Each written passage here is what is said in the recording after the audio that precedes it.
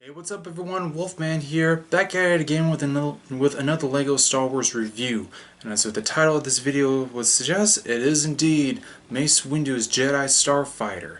Now before I get into the video, or onto the review I should say, yes, this is another quick reminder about the upcoming review on the Grand Fleet with several other Starfighters, including the one of this review, plus other ones that I'm going to be doing more reviews on. And as such, after this one, there's going to be 3 more Jedi Starfighters, AC-10s, Obi-Wans, and Anakins. Now, which ones of Obi-Wans and Anakins I would basically have to be a surprise, because I may have pointed out which ones, but to anyone who comes across this channel, if anyone who has in recent time of the upload of this video, then well, I'm going to leave you guys hanging until you see unless you already went back and saw those other ones. Anywho, one other thing, this set isn't exactly 100% complete, even though it is just the Starfighter itself, but it comes with 3 speeders of 2 different models, and sadly one of the models I actually do not have, but I do have other minifigs, which is complete. It's just sadly the speeder that comes with this, the extra speeder that comes with this set is gone. when I was going through my pieces, I never bothered sorting the pieces to rebuild it, so sadly that one is gone, but the figures are still legit. So with that out of the way, and without any further ado, onto the review. And here is the set number 7868, Mace Windu's Jedi Starfighter. The set was released back in 2011, and at the time of its release has 309 pieces, but like I said before, these are the only 2 speeders that I have right now. The other speeder, which is a speeder for the tactical droid, I do not have. So I'm sorry once again and for the last time. But yeah, like I said, this set was released back in 2011, and it comes with 5 minifigures. Comes with 2 battle droids, Mace Windu himself, and the tactical droid TX-20, and the astromech droid RAB-7. And this is the only set we can actually get both of these guys, the astromech here and the tactical droid, especially the tactical droid. This set you can only get this figure from.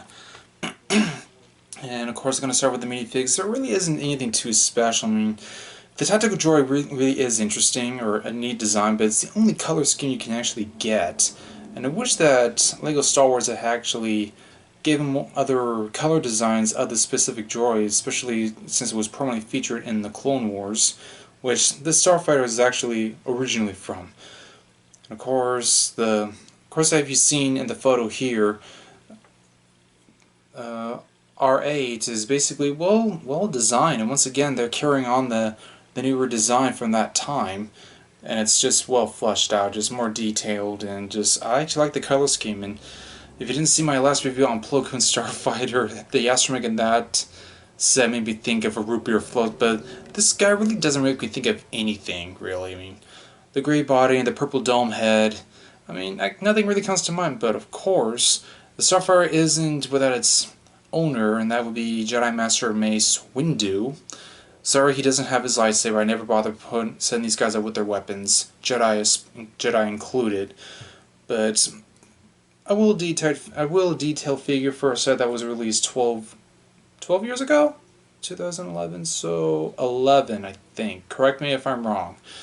But yeah, Mace Windu, who this figure does not come with 2-faced course. Mace Windu is predominantly bald. As everyone doesn't really know who follows the lore anyways. But of course the 2 battle droids, nothing too special. They do have possibility, they can actually hold a blaster and such, and you can actually stick them under the speeders here, which you have seen in the photo here.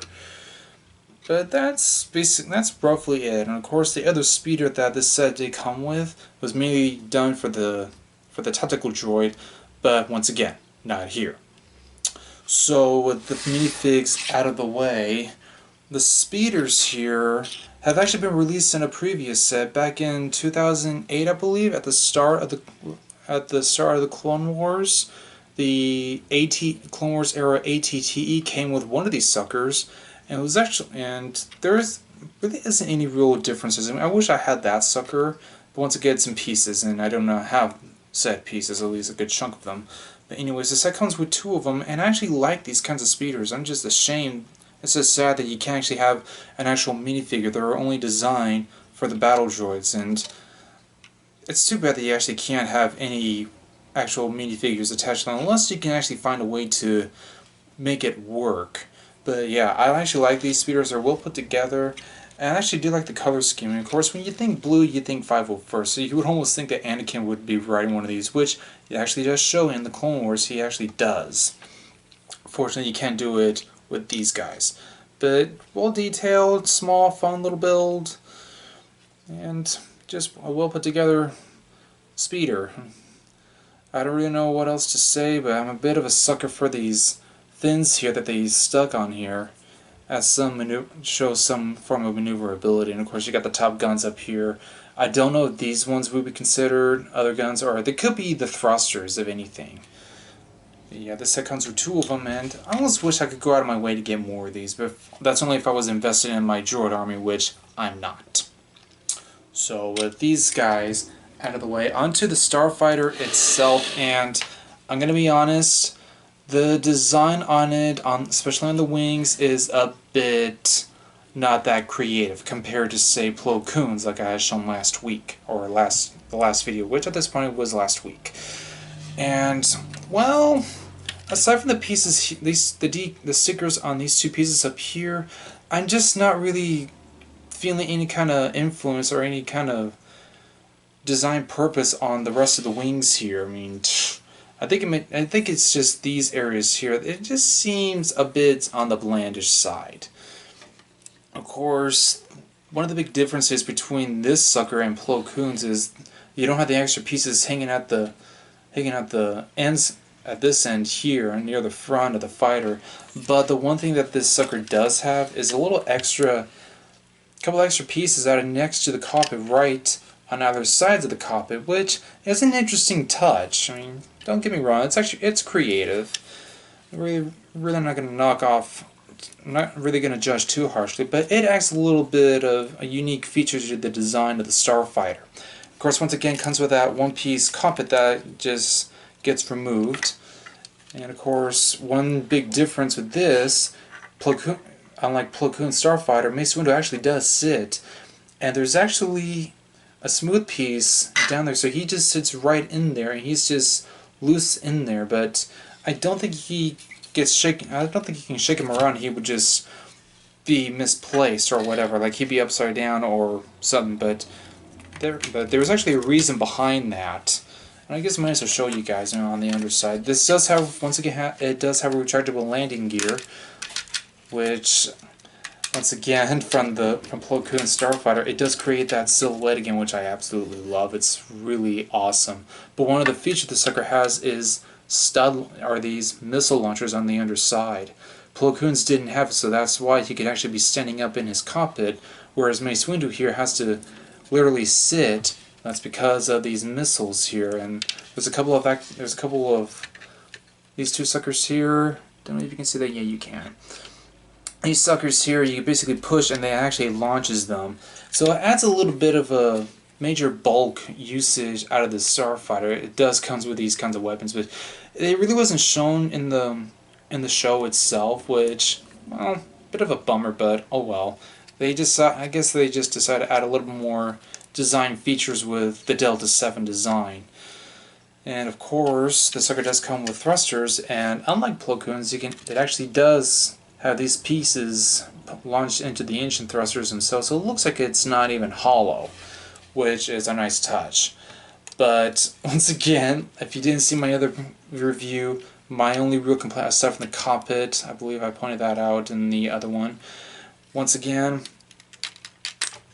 this sucker is held again by a clip, which, as unfortunate as it is, I actually do like this piece feature. I mean, it does. I mean, I think it makes it look pretty standard, but this is actually the last time they would do this kind of design or have this whole rear design featured in a Delta 7 Starfighter, and you will see in the next review, which will be 1610s, and they did a total change to his Starfighter.